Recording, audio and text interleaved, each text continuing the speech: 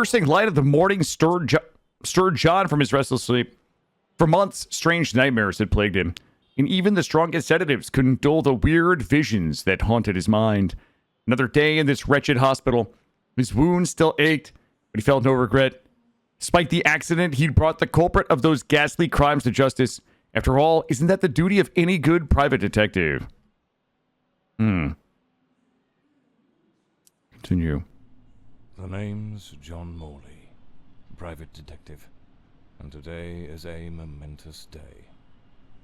After enduring the most exquisite tortures at the hands of those blasted nurses, and being pumped full of enough medicine to fell an ox, today I'm finally free. Who would have thought that the case of the Red Shoes murder would end the way it did? A stormy night, soaked to the skin, wrestling that brainless killer on a rooftop. Then a slip and a 5-story plunge. It appears you're awake at last.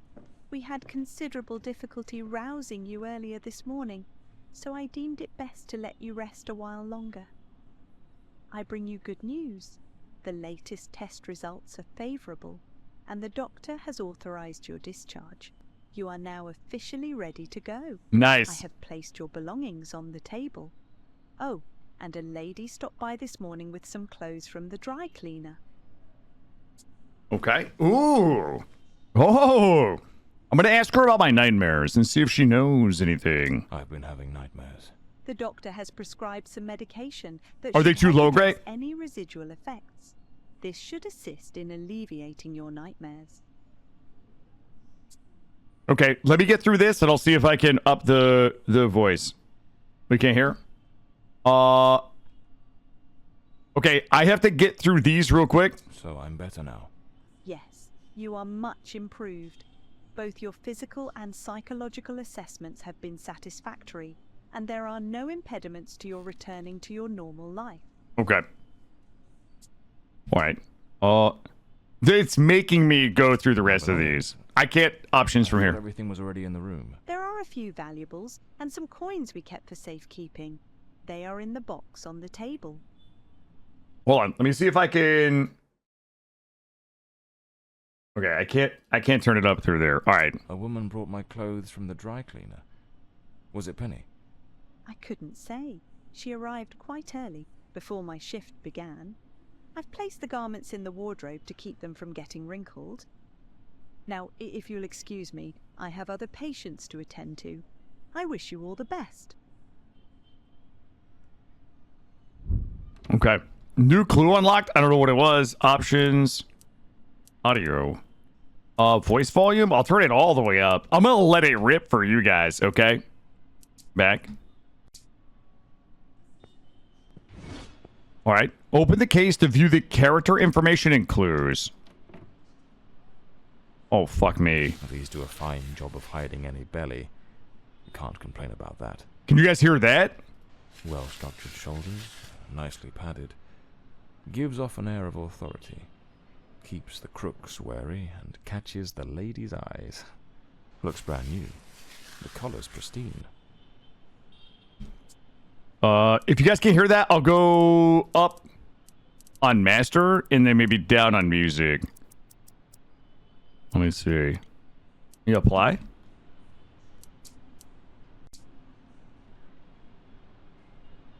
Try this. I usually use the Windsor knot. I should get myself a pair of derbies. Or brogues. They're much more comfortable. Besides, if I... So the mystery woman who took my clothes to the cleaners was Penny after all. Seems she's still got a soft spot for me. Could there be a chance I might win her over? Ooh, okay. Let's see. Let's look around, see if there's anything else. I better get dressed. Story of my life. Nearly broke. That's me, the bloodhound Morley. Okay. Medical discharge, patient copy. Following surgical intervention on the prefrontal cortex and subsequent recovery, the patient's physical and psychological evaluations have returned satisfactory results. No impairments have been identified. that would inhibit the patient from resuming normal daily activities. Following medications have been prescribed to manage the potential residual symptoms. Chlorpromazine. Patient is advised to adhere to the dosage instructions provided and to attend to any scheduled follow-up appointments. Right? All right. What else we got here? Blimey, it's nearly noon. Trench coat and fedora hat. Every detective's must have. All right. I feel like we got everything. Let's go. Oh, let me check my bed. Blimey, what a fool I took onto that rain-soaked pavement.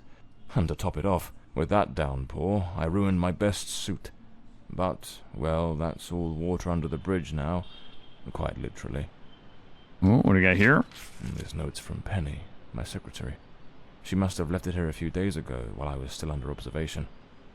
I'm awfully sorry, but I can't keep going like this. You've been laid up at that hospital for ages, and I've been left skint with no wages coming in for months now. Before, with the state you were in, I couldn't bring myself to say anything. I thought it best to let you get better in peace. But the other day, Dr. Forner rang and said they were finally going to let you out, so I figured it was time to tell you. I haven't been to the office in a month, and believe me, I'll miss Hawthorne Street and that old moldy brick building of ours. But I've got to move on. And you know, even before the accident, you still owed me 3 months' pay. Peter and I are planning to get married, and I need some stability. I hope you understand.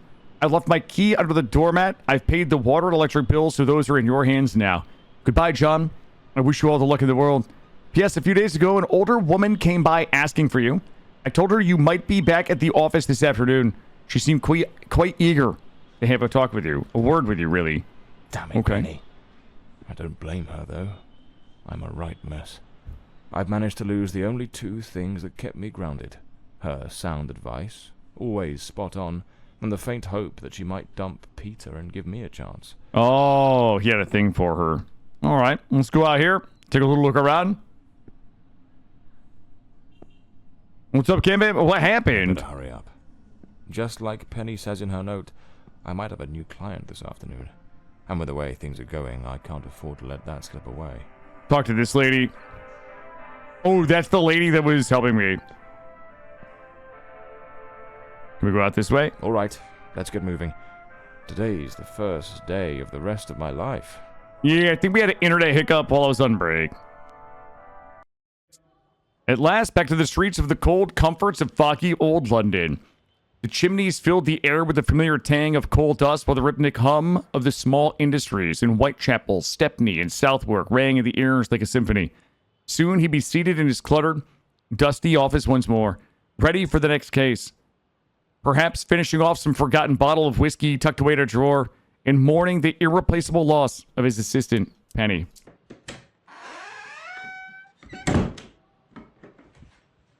Back again. Well, Feels like stepping into a forgotten paradise. looks like we can't go in there. Dark here. You can't wait for someone to leave their lover. Same old charm, and yet feels oddly new. Ooh, the naughty These cat. hospital stints give me a bit of a new outlook. Maybe I'll take it a shade easier from now on. Sticking to cases that don't demand a trip to the morgue. What the? Okay, what's going on there? Madame Marquise tarot readings. Well, can I crouch? I can't seem to crouch. Under the mat. We gotta look under here for my key. Grab this. Well, well, well. Penny's keys. Just like it says in her note. The dumbest possible place to hide it to. Well, welcome to my office, everybody. That's my typewriter, my code rack. As you can see, I've decorated my... Who the fuck is... The umbrella with a bullet hole. Souvenir from the marksman case. Nearly lost my hat on that one. This one's a favorite. The jealous lover solved everything with a few blows from an ashtray. Brutal, but effective. This case is worth its weight in gold. Everything you need for a portable lab.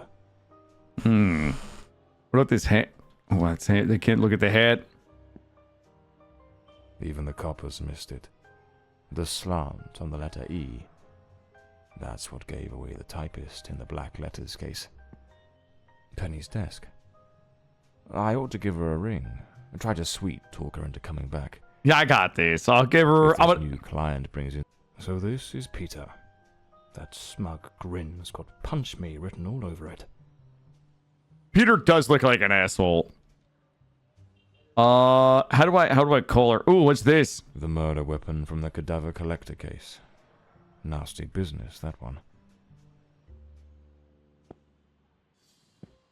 Ooh. The case of the Red Shoes murder. One of the most complicated I've faced. Finally. Case closed. We did it, team. Ooh, what's this? My desk. Strangely tidy. Normally it's buried under papers, notes, bits of evidence. Penny must have wanted to leave everything spick and span before she walked out on me. Another one of my cards. But this one has my last name circled. Interesting. Clue. Let's try the typewriter. Oh, it's the last name. Wait, why are all the keys fucked up? M-O-R.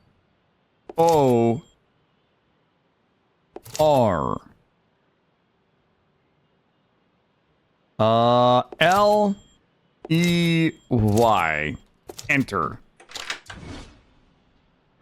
Guys, I'm the greatest puzzle solver of... Are those nudie mags? What are those in there? Oh, my pistol. My Smith & Wesson. In perfect condition. You never know when it'll come in handy. The Scarlet Page. I trust Penny didn't go snooping through my things while I was away. Whoa! My apologies, madam. I didn't hear you come in. I was a bit distracted. I hope she doesn't see my magazines. Good afternoon, Mr. Morley. I trust your assistant informed you of my visit as promised. My apologies. I was rather engrossed and didn't notice your arrival. To whom do I owe the honour of this meeting? Lady Margaret Fordside, the 4th Countess of Bloomsbury.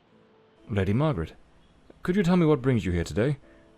How can I assist you?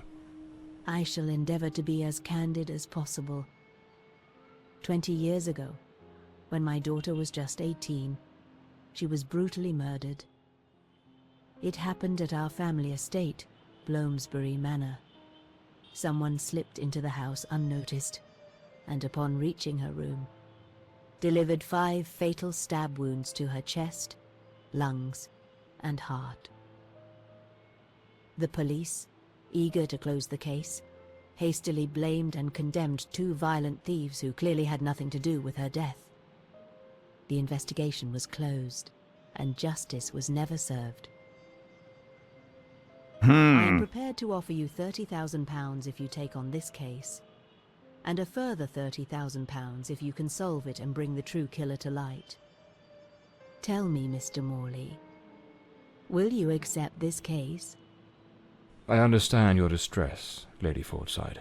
But before I commit to anything, might I trouble you with a few questions? Mm-hmm. By all means, Mr. Morley. Ask whatever you must. Okay. Why now? A case that's been cold for 20 years. You certainly don't make it easy for me, Lady Margaret. What made you decide to seek out a detective now? For over 2 decades, I've fought tirelessly to have the case reopened, to prove that the real murderer escaped justice. But all in vain.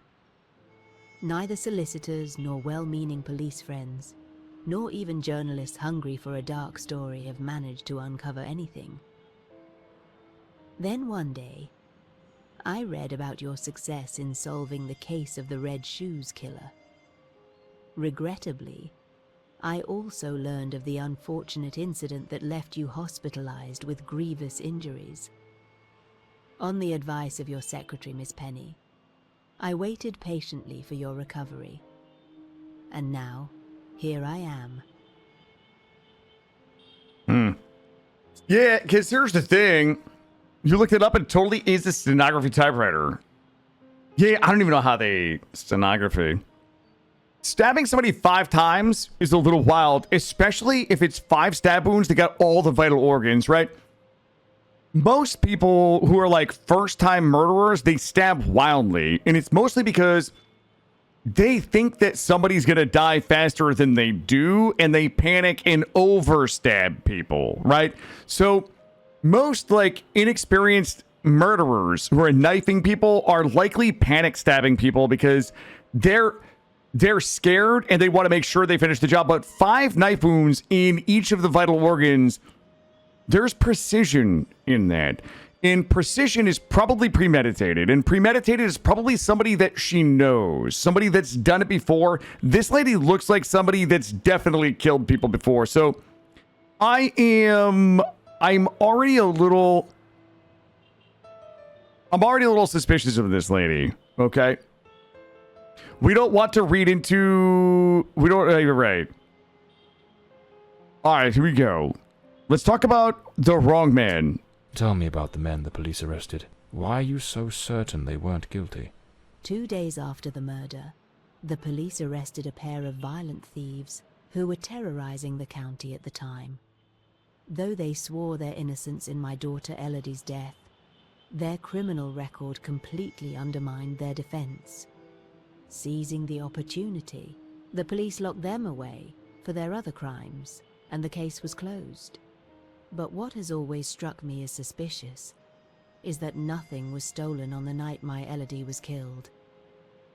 If those thieves were truly the culprits, why would they murder her and then leave without taking a single piece of silver? Mm-hmm. It doesn't add up, Mr. It was a Morley. hired hit. That's why. He was a hired hitman. Okay. Let's talk about Bloomsbury Manor. Tell me about Bloomsbury Manor. Do you still reside there? After Elodie's death, I abandoned the estate. I couldn't bear to remain there, to live within those walls. Even now, when I visit the manor, it still feels as though I can hear her footsteps echoing through the halls, her voice humming that old melody, the delusions of an old woman who has mourned her daughter for far too long, Mr. Morley. No mother should ever have to bury her child. Should you accept the case, Bloomsbury Manor would likely be the best place to begin the investigation. I shall not impede your work, as I now reside at Bedford Square, in the heart of the city. What if she's really the daughter? What if she's really the daughter and she faked her own death 20 years ago? All right. Let's ask about witnesses. Tell me, were there any witnesses? Did anyone see or hear anything? It happened at midnight. The house was practically empty at the time, with only a few servants and a guest who was sleeping in the west wing. I was the only one who might have heard something, as my room was next to hers. Unfortunately, I had taken a sleeping draught and fell into a deep slumber. It is a decision I shall regret for the rest of my days. Mm-hmm. Well, I believe I have all the information I need to get started. I accept the case, and will begin the investigation immediately. I'm pleased to hear that. My butler will bring you the £30,000 tomorrow morning. Now, if you'll excuse me, I have matters to attend to. Once you uncover the culprit, contact me at once, and I shall promptly deliver the remaining £30,000. What if she's the ghost? Please, Mr. Morley, unravel this harrowing mystery that has tormented me for so long.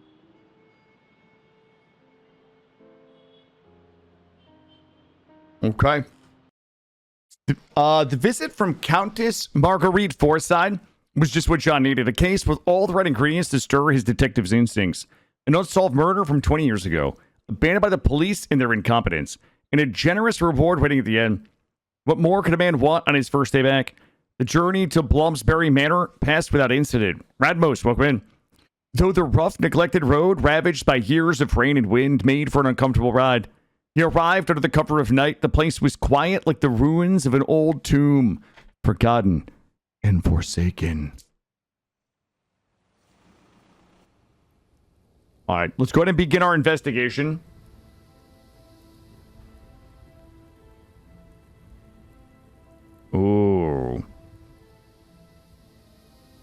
Look how spooky it is. As I made my way through the dense forest path, a haunting silence enveloped the air. It was as though the very night of the crime still lingered here, shrouded in an eerie calm. The manor stood before me, its facade as inscrutable as the shadows that danced in the moonlight. Every step I took felt like a step deeper into the heart of a mystery that refused to be forgotten. All right. Let's go ahead and get some detective work done. Good, clean detective work. We're solving crimes. We're not doing crimes. We're solving them. Very spooky. Let's go ahead and take it in here. Looking good. I bet there's some clues out here. Hold up. Bank fraud. When you want to do bank fraud simulator? Well, Chad. Not a sound. The stillness feels heavy, like it's hiding something. At Westland Asylum, we believe that the path to recovery begins with compassion, understanding, and the most advanced techniques in mental health care. Our institution offers a tranquil haven for those seeking respite from the trials of the mind. Wait, did it get turned into an asylum? I can't see myself. I have a stack of flyers here. I write to you on behalf of the Westland Society of Fine Arts regarding the exhibition currently displayed at our gallery, which features several works by your daughter, Miss Elodie Forsyth. While we fully appreciate the remarkable talent and artistry evident in her work, as with great regret we must inform you of a matter of concern. Several of the Society's patrons, particularly among them more sensitive members of our community, have found Miss Forsyth's paintings to be of a highly disturbing nature. We have received numerous complaints, with mothers remarking that the artwork has caused distress to their children, and some ladies reporting feelings of unease. There is a growing sentiment that the pieces are unsuitable for public exhibition, particularly in a space frequented by young and impressionable minds. It is with the utmost respect and consideration that we kindly request your ladyship to arrange for the removal of Miss Forsyth's paintings from the current display. We understand that this may cause disappointment, but we feel it necessary to preserve the decorum and sensibilities of our gallery's visitors. We would be honored to work with you in finding a more appropriate venue to exhibit the art where her unique vision can be appreciated by a more discerning and prepared audience. We trust you will understand our position in this delicate matter, and we look forward to hearing from you at your earliest convenience. Okay. I mean, you know, she might have been just... Elodie had a passion for art, but her style wasn't exactly well received. Disturbing from the looks of it. Which way? Ooh, that one's locked. Let's go this way. A blue moon, fitting for a place haunted by its own secrets. Looks like the Countess left this for me. It could be useful for getting around the place. Yeah, turn the lights on. Wait, do I have items? Do I have items or... I don't think I have any items. I can look at this.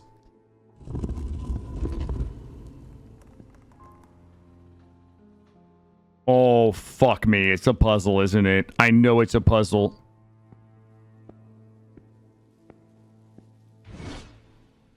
Follow the trail of green lights to investigate the events of the past. I would kindly ask that once the midday service is complete, you grant me a few more moments of your time in the library. That's to my lady. Joan Merver, housekeeper. So, the housekeeper left a note for the Countess, asking her to meet here on the day of the murder. Mm-hmm. I wonder what truly happened during that encounter. Very well. Let's piece the events together, step by step. Mm-hmm. Okay, so the housekeeper. What other green lights do we have? I don't have... Oh, I got green lights here. Oh, we have a tipped over chair? 2 chairs. One of them knocked over. All right. So the attacker was sitting here and attacked. This is the attackee. This is the attacker. They leapt from the chair and attacked her. Can tell by the way the chair is knocked over on its side, and there's a pile of books here. The history of Ran. Okay, let's see what this says. An empty envelope. Did the housekeeper hand the Countess a letter? Okay, we'll have to find the letter. Lipstick stains. Same shade the Countess wore when she visited my office. Did you enjoy it, Saigon? I might do a full playthrough of it next week. The housekeeper's cup is still here. Tea spilled across the table. She never got to drink it. Wait a minute, the housekeeper? Ooh, what if the daughter attacked the housekeeper? Looks like someone arranged tea in the library that day. Okay. It seems they met here.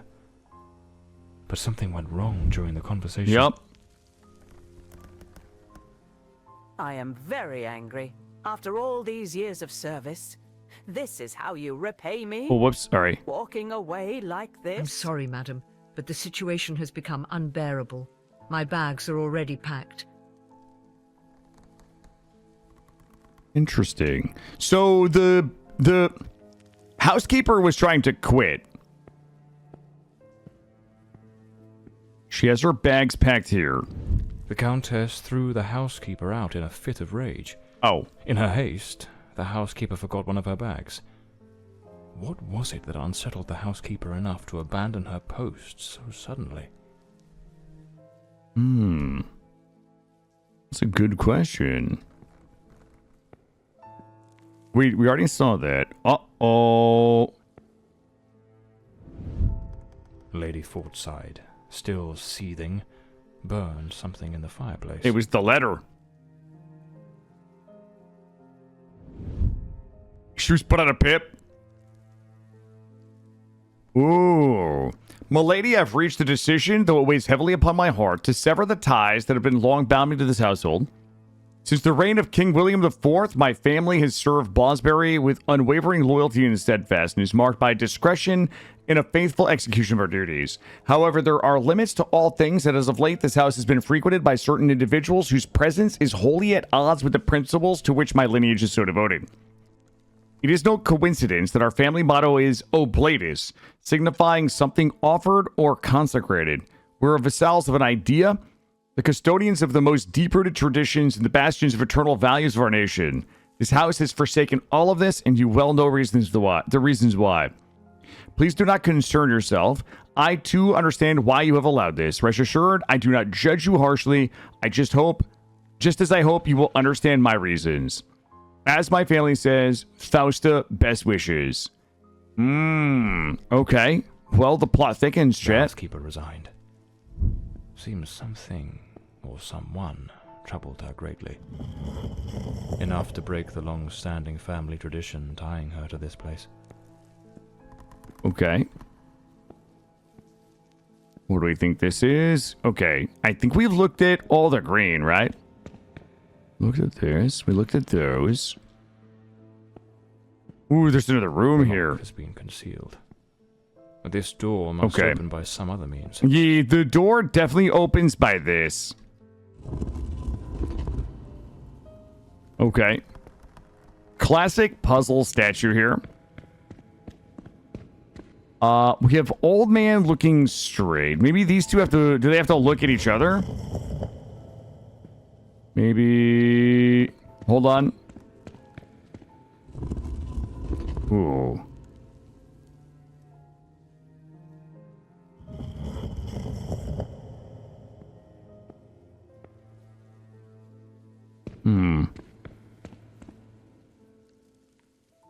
I bet she has to look at...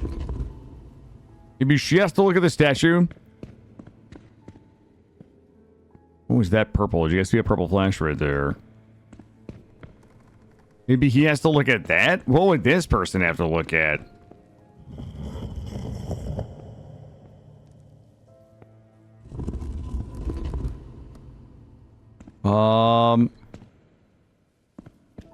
Let's do,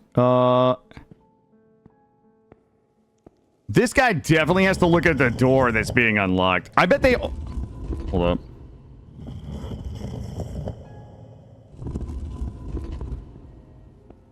Hold on, look at this. Looks like this is the Fordside family book, showing some of their ancestors. Move the cursor to the edge of the screen to go back. An astronomer and a romantic. Okay, so this guy has to be looking... Yeah, this guy has to be looking at the telescope. Shrapnel scar on her cheek. Her hands are hardened by the iron mud of the balaclava. Amid the roar of the Crimean cannons, her silver medical kit now stained with gunpowder, in memory, held not only wounds but hidden truth behind the colonel's death. They say she still swore to protect the secrets. Iron and mud of a balaclava. Amid the roar of Crimean canyons, her silver medical kit.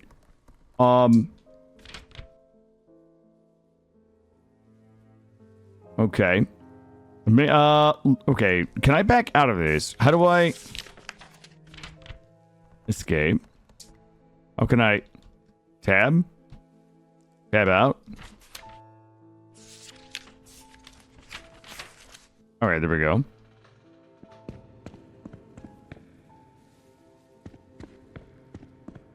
Okay. Silver medical kit. Hold up.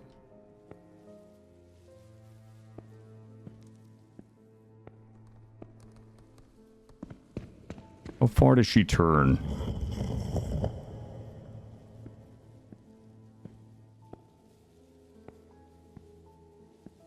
Oh, there it is. I see it. I see it. She's got to turn all the way this way. She go any further? No, she's gonna go back. Oh, we gotta go back. We gotta go all the way back. Wait, is this the right lady? This is the right lady, right? It's gotta be the right lady. The other lady can't look at it. Okay, so she's gotta be looking at, I'm guessing this. Okay, good. What was this lady doing? So I got two more people. Wait. Is he, uh-oh. He's looking at the telescope. The old man. I need the old man and the guy with the side part. God damn it. So it's not letting me fucking flip the pages now. All right. God damn it, game. All right, there we go. The guy with the side part is looking at the stars. She is looking at the thing. The old man, a man with a prominent nose and wandering souls, whose steps trace paths where only blank maps. So he's got to be looking at the globe. Cartographer, he's got to be looking at the globe. The pianist with let's do that before I forget. We'll go. He's got to look at the globe. Globe is like straight ahead. One more. Okay. That's good. She's good. Alright, this lady, is there anything obvious that we can just have her look at? I don't believe so. Alright, she's the last one. Look at this. A pianist. She's a pianist with ethereal hands and a drowned heart. What does that mean, in a drowned heart? After losing her beloved in the wreck of the SS Meriden, her nocturnes became unnamed requiems. Her final composition, LG and Blue, rest in the... Okay, so... Gonna be a piano. Is that a piano in here? It's got to be a piano. LG and Blue. All right, we got to turn her one to the right. It's going to unlock the door. Oh, go the other way. There we go. You guys ready for the unlock? She's got to go one more. There we go. Oh my god. The puzzle god does it, chat. God damn. We did it. Well, let's go take a little look. Aha. This must have been some sort of private study for the Countess. Oh, there's a key. This Goes through looks the like door. the key to the main hall. Main hall Cooking key. my way into the heart. Elodie was committed to a psychiatric facility. Ooh. Oh. But she supposedly recovered from whatever ailed her. I am writing to you as the attending physician of Ward 2 to provide an update on your daughter Elodie's progress. It's with great pleasure I report a notable improvement. Elodie now confides that she no longer experiences dark thoughts. Most importantly, the nightmares have subsided, and she's begun to communicate more amicably with her fellow patients. A crucial step in her recovery. Elodie has also asked me to relay a request. She would like you to bring her amber necklace when you visit next Sunday. I will continue to keep you informed. Okay.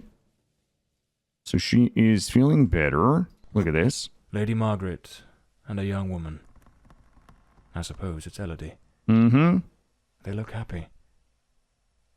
It was undoubtedly a better Lady time. Margaret does not look happy. I bet there's something in here. Wait. Well, chat. I found... Nope, put that away. I found a stack of letters that I can't look. All right. Let's go this way. We're going to go out in the hallway. Main hallway. Open the door. Oh, shit. Look at this. That's how you know, like, really rich people have fucking trees in their stairs. That's a sign. The old house had begun to give up its secrets. For a fleeting moment, I thought I heard the voice of a young woman, softly humming a tune. And then it hit me, clear as a gunshot in the dark. A ghost from the past was ready to speak. A tale of love and dread.